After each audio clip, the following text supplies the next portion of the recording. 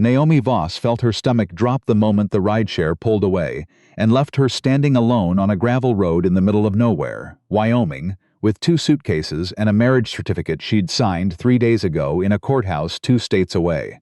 This had to be a mistake. The man waiting by the fence post, tall, sunburned, a few days of stubble, flannel sleeves rolled to his elbows, looked nothing like the careful, formal emails he'd sent her. Those emails had been polite, almost shy. This man looked like he hadn't slept in a week and didn't trust anything that walked. He didn't move for a long moment, just stared at her like she'd stepped out of the wrong life and landed in his. "You're Caleb Renner?" she finally said, because someone had to say something. "That's me." His voice came out rough, like he hadn't used it yet that day. "You're Naomi Voss." She shifted the strap of her bag higher on her shoulder. "Well, here I am."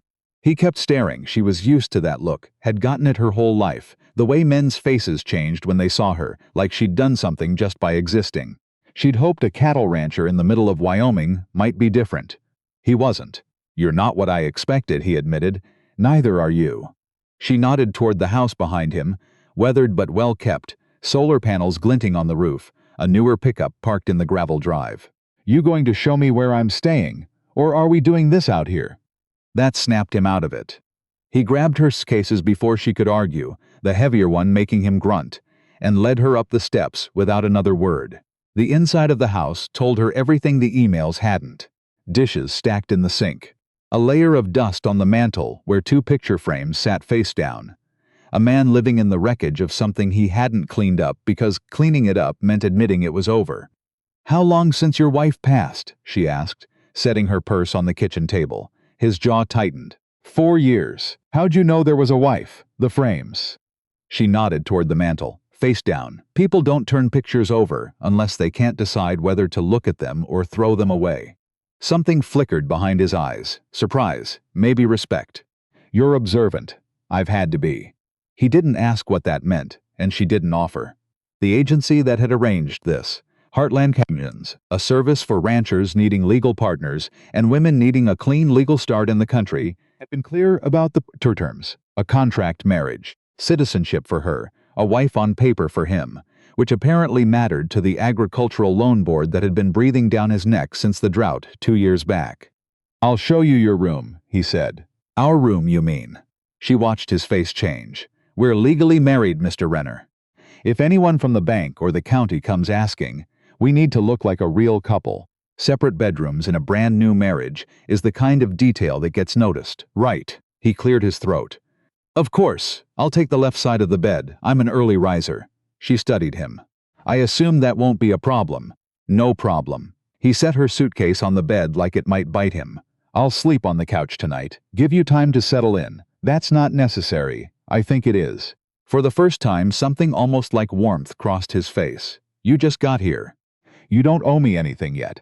She watched him go, and for the first time since boarding the bus 3 states ago, Naomi let herself breathe.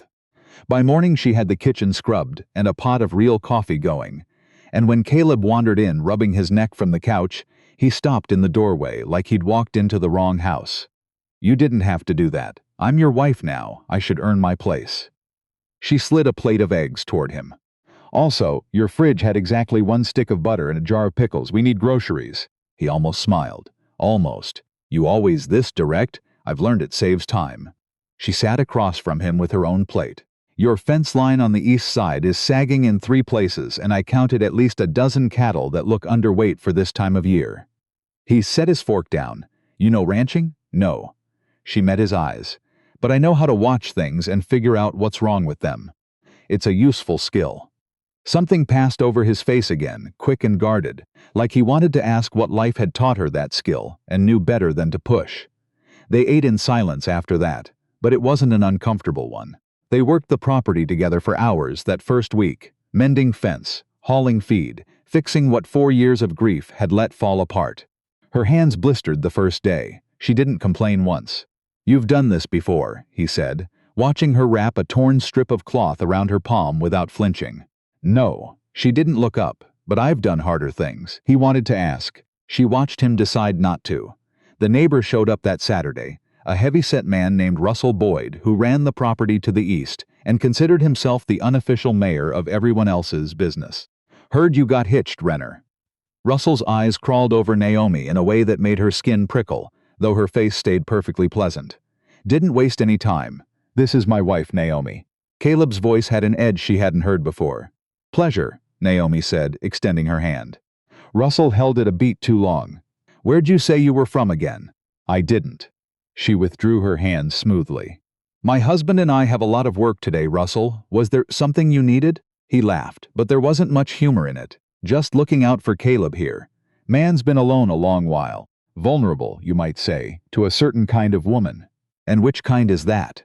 Naomi's voice stayed light, but something underneath it had gone sharp as a blade. The kind who'd marry a stranger to escape something worse, or the kind who'd use a lonely man to get a green card. You'll have to pick one, Russell. I can't be both. Russell's face went red. He mumbled something about being neighborly and left without finishing his sentence. He'll tell the whole county I trapped you, Naomi said, watching the truck disappear down the road. Let him. She looked at Caleb, surprised. He shrugged. For 4 years, they've all treated me like something broken. Poor Caleb. Can't move on, you don't pity me. That's worth more than whatever Russell Boyd thinks he knows. That night, when he headed for the couch again, she stopped him. You don't have to keep doing that. I know. I will anyway. She studied him for a long moment. You're not what I expected from your letters. What'd you expect? Someone colder, more transactional. She crossed her arms. Most men in your position would have expected more from an arrangement like this. His expression didn't change, but something in his shoulders went rigid. I'm not most men. Whatever this is between us, it's not going to be that. Not unless you want it to be. Which you clearly don't. The words landed somewhere unexpected in her chest. Thank you. For what? For being decent. Her voice came out smaller than she meant it to. It's rarer than you'd think. 3 weeks in, they'd fallen into a rhythm. Work, eat, sleep on opposite sides of a bed they no longer needed convincing to share. The county started noticing. Whispers followed them through the grocery store in town, heads turning every time they walked the aisles. It came to a head with Diane Foss, the widow who ran the church flower committee and had apparently appointed herself Caleb's late wife's posthumous defender. That was fast, Diane said, looking Naomi up and down outside the feed store. 4 years and you couldn't even wait to tell anyone you were seeing someone before showing up married. Caleb started. It's fine, Naomi said quietly. Go ahead, Mrs. Foss, say what you're thinking. I didn't say anything. You didn't have to. Naomi stepped closer, voice calm but unmistakably steady. I don't know who Caleb's first wife was. I'm sure she was wonderful. But she's gone, and I'm here, and whatever you think of this marriage, it's legal, and it's real, and it's none of your business. Diane's mouth opened and closed twice before she turned and walked away. In the truck afterward, Naomi finally let her shoulders drop. I'm sorry. I made things harder with your community. They made it harder themselves. Caleb gripped the wheel. They want me to stay the sad widower forever. It's easier for them that way. What do you want? The question hung in the cab a long time before he answered. I want the ranch to survive. I want to stop feeling like I died with her. He glanced at her. Your turn. Why'd you really come out here? Silence stretched long enough that she thought she wouldn't answer. Because the alternative was worse than marrying a stranger. What was the alternative? Marrying someone I knew. Her voice went flat. Someone who thought he owned me. That night, lying with careful distance between them in the dark, he reached across and found her hand. You're safe here, whatever you're running from. Am I? She turned to look at him. Or is this just a different kind of cage? Maybe. He held her gaze. But there's trapped, and then there's trapped. You want to leave. I won't stop you. I'd rather lose the ranch than become the kind of man who keeps someone against their will. Her eyes filled before she could stop them. Why are you being so kind to me? Because somebody should be. The loan meeting came 2 days later. The agricultural credit officer, a man named Perry Wexler, with a tie too tight for his neck and eyes that lingered too long on Naomi, made it clear from the start that he wasn't convinced. How long have you two actually known each other? Wexler asked, flipping through papers like he already knew the answer would disappoint him. Long enough, Naomi said evenly. You understand that if this marriage is for financial gain only, that's federal fraud. Are you accusing us, Mr. Wexler? I'm asking questions, then here's your answer. Naomi leaned forward. Yes, we married quickly. Yes, there were practical reasons. But it's legal, it's real, and my husband has worked this land honestly his whole life. If you're looking for a reason to deny this loan, find a better one than questioning our marriage. Wexler blinked, clearly unused to pushback.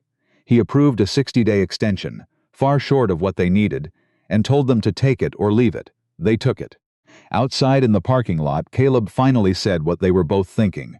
60 days isn't enough to turn this around. Then we make it enough. She turned to face him. We rebrand. Direct-to-consumer beef, free-range eggs. A story people want to pay for, instead of a number on a spreadsheet. That's a lot of work for maybe nothing. It's a lot of work for maybe everything. She crossed her arms. Unless you've got a better plan. He didn't. Within 2 weeks, they had a roadside stand at the end of the drive. Hand-painted sign reading Honest Ground Ranch, no wart cuts, and a line of customers willing to pay triple market price once Naomi explained.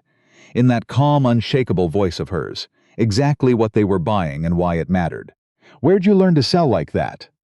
Caleb asked one evening, counting cash at the kitchen table. Her expression shifted, something darker passing behind her eyes. I watched a man who thought he owned me make a fortune convincing people that overpriced things were worth it. I used to hate how good he was at it. She didn't look up from the ledger. Turns out I learned more than I wanted to. My ex-fiancé.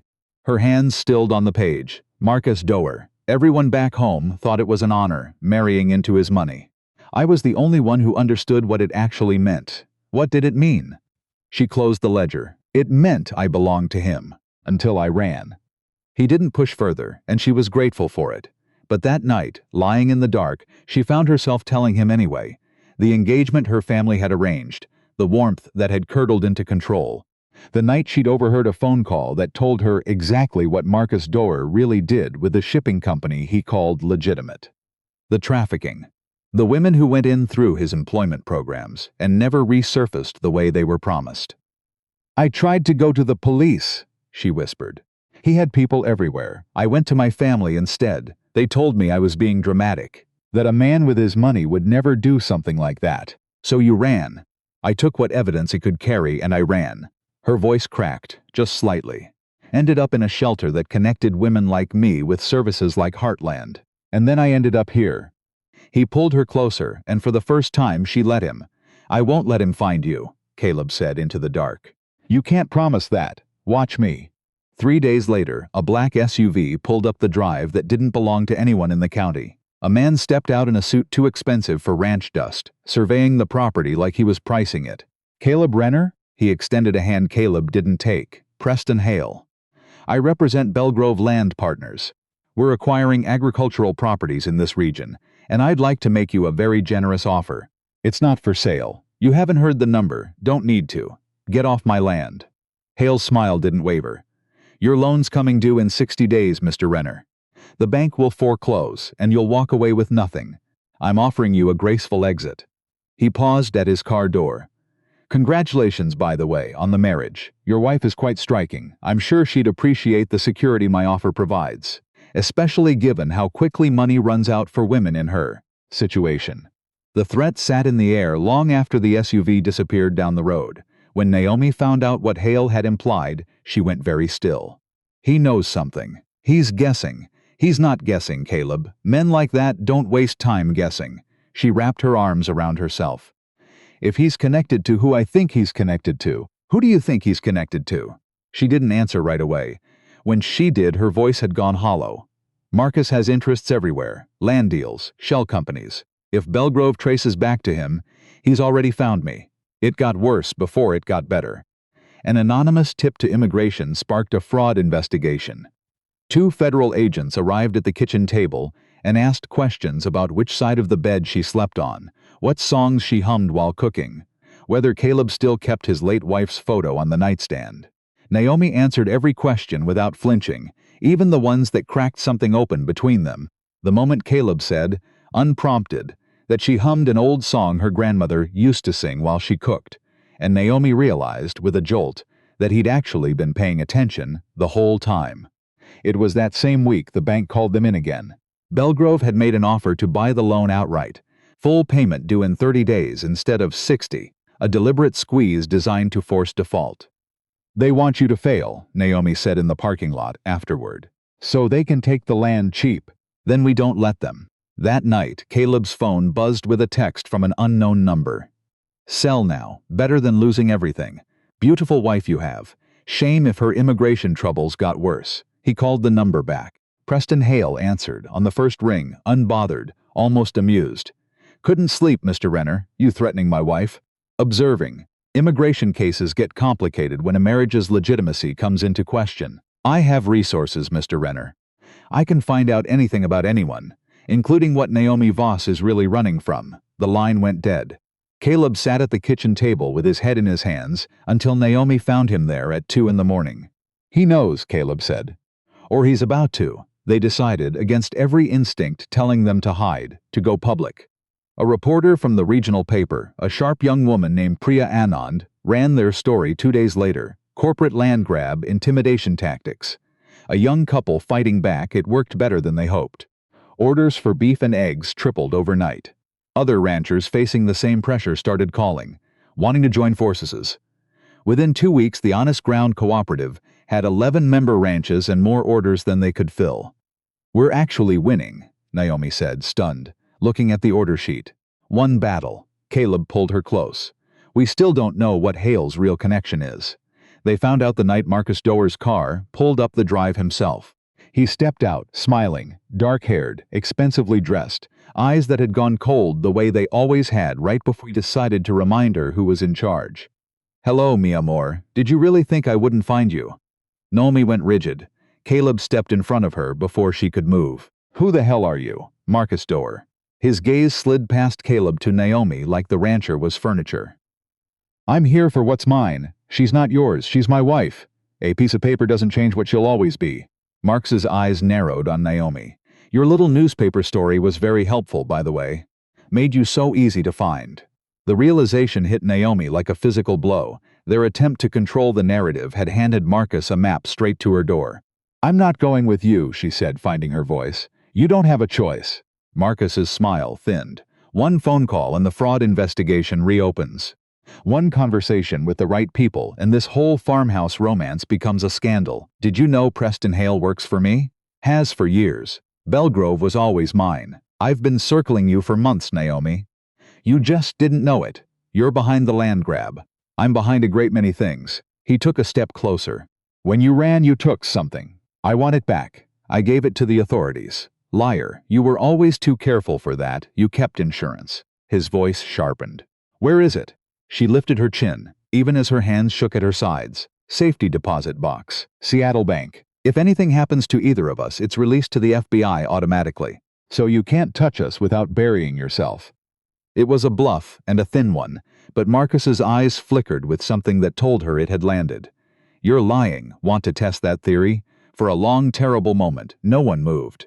Then Marcus's mouth curled into something colder than a smile. 48 hours. Produce real evidence, or I take everything from both of you. This ranch, your reputation, your cooperative of pathetic farmers playing hero, and then you'll have nowhere left to go but back to me. He left dust hanging in the headlights as he drove away. Naomi's legs gave out the moment the taillights vanished, and Caleb caught her before she hit the ground. I'm so sorry, she gasped. I brought him to your door. This isn't your fault. He held her face in his hands. We deal with it together. You don't understand what he's capable of. He's killed people for less than this. She admitted finally that the evidence didn't exist. She'd been bluffing from the start, too afraid he'd find the real files if she ever kept copies. Everything she'd gathered, she'd handed over the night she crossed the state line to a woman named Priscilla Odom, who ran the network that had helped her disappear in the first place. They bought a prepaid phone the next county over and called from a gas station parking lot where no one would recognize them. Priscilla's voice, when it came, was wary and tired. Naomi, we thought you'd gone quiet for good. I need you to release it. All of it, or as much as you safely can. He's found me, Priscilla. He's threatening to destroy everything. That evidence names trafficking routes across 4 states. If we dump it all at once, witnesses get hurt. Sources get burned. I don't have 2 weeks. I have 48 hours. A long pause. Then we release enough to draw federal attention without exposing the people still inside his operation. The rest we hold. It was a gamble, and they knew it. The story hit that evening. A businessman's shipping company under investigation for trafficking. His name and photo splashed across 3 news outlets by midnight. Naomi and Caleb sat together, watching the coverage, neither breathing easy. Marcus came back that night with 3 armed men. They overran the house before either of them heard the cars. A gun was already in Caleb's face by the time he reached for the rifle in the front closet. They were dragged into the living room, and Marcus stood by the fireplace with the particular calm of a man who'd never once in his life been told no and meant it. "You think exposing me changes 15 years of practice?" He pulled a pistol from his jacket and pressed it to Caleb's temple. "Call your reporter, tell her you lied, or I end him right here. Marcus, please." Begging now. He smiled without warmth. "Where was this humility when you ran from me like a coward?" "Don't," Caleb said. "Naomi, don't you dare." Marcus struck him across the face with the gun. Blood sprayed onto the floorboards. "You don't get a vote." Naomi's hand shook as she reached for her phone, finger hovering over the call button that would undo everything they'd fought for. Then headlights flooded the windows, multiple vehicles, shouting, "FBI, hands where we can see them." Agents poured through both doors. For one frozen second, Marcus kept the gun pressed to Caleb's head like he might pull the trigger out of pure spite. Then an agent in the doorway, a steady-voiced woman named Renata Ortiz, ordered him to step back, and something in his calculation finally broke. He lowered the weapon. They cuffed all 4 men. Agent Ortiz found Naomi afterward, her expression as close to gentle as a federal agent's gets. "We've been building a case on Doer for over a year. Your evidence accelerated everything. We had warrants ready, just needed confirmation he'd show himself. How did you know to come tonight?" "Local sheriff called it in. Said his gut told him something was about to go bad out here." Ortiz almost smiled. His gut was right. By morning, the driveway filled with trucks. Russell Boyd showed up first, hat in hand, checkbook out before he'd even said hello. Diane Foss arrived an hour later with a casserole and an apology she didn't try to dress up. The bank reversed course within the week. Belgrove's ownership exposed. The loan board no longer interested in being associated with a federal trafficking case. The original 60-day timeline reinstated with better terms attached. Preston Hale himself showed up 2 weeks later, looking smaller than he had the first time, standing at the end of the driveway like he was afraid to come any closer. "I didn't know what he really was," Hale said. "I swear I didn't." When the news broke, he held out an envelope. "This dissolves Belgrove's claim on your debt. There's also a donation in there." "For the cooperative, why?" Caleb asked, not bothering to hide the edge in his voice. "Because I helped a monster without asking enough questions. This is the least I can do for his victims." Inside the envelope was a check for $50,000. The federal restitution came 3 weeks after that. Assets seized from Marcus Doer's accounts, distributed to the women his operation had hurt. Agent Ortiz slid the paperwork across Wexler's desk personally. $200,000, no strings attached. "I don't want his money," Naomi said quietly. "Every dollar of it is stained." "Then don't think of it as his," Ortiz said. "Think of it as what you're owed back." Naomi split it in the end. Half for the ranch, half sent to a fund for the other women Marcus had trafficked, women who needed it more than she did. It was enough, combined with the cooperative's earnings and Hale's donation, to pay off the loan completely. Wexler processed the paperwork himself, looking almost humbled. "Congratulations," he said. "The ranch is yours, free and clear." Caleb couldn't speak for a long moment. 3 generations of his family's land, finally safe. That evening, the whole cooperative gathered in the yard, trucks lining the drive, someone's guitar coming out as the sun went down. Diane Foss found Naomi standing apart from the crowd and took both her hands without a word of preamble. "I judged you the day you arrived. I was wrong. His first wife would have liked you, would have respected everything you've done out here. That means more than you know," Naomi said, and meant it. Later, when the crowd had thinned and the fire had burned down to embers, Caleb found her standing where the gravel road met the fence line, the same spot she'd stood the day she stepped off that bus with 2 suitcases and nowhere left to run. "Any regrets?" he asked. "About marrying you?" "Not one." She turned to face him. "About everything else, the fear, the gun in your face, almost losing you." "I could have done without that part, we both could have," he pulled her close. "But it led us here. I used to think my whole life would be running." She rested her head against his chest. "Always looking over my shoulder, waiting for the next disaster. And now I have a home, A husband I actually love. A community that fought for us when they didn't have to. She looked up at him. You taught me the bravest thing I could do was stop running and stand my ground. You taught me how to fight for something again. His voice roughened. I was drowning before you stepped off that bus, Naomi. You didn't just save this ranch. You saved me. You saved me too. Her eyes filled. You saw me as a person when every other man in my life saw either a prize or a problem to be solved. You loved me before I remembered how to love myself. He kissed her then, slow and certain, the firelight throwing long shadows across the land that was finally truly theirs. Come on, she said finally, taking his hand. We've got cattle to check before sunrise. Always something. That's the deal you made, marrying a rancher's wife. She smiled against the dark. The work never ends. Good, he said, and meant it completely. Exactly where I want to be. They walked back toward the house together, toward the life they'd built out of desperation and stubbornness, and a marriage that had started as nothing more than paperwork and somehow become the realest thing either of them had ever known.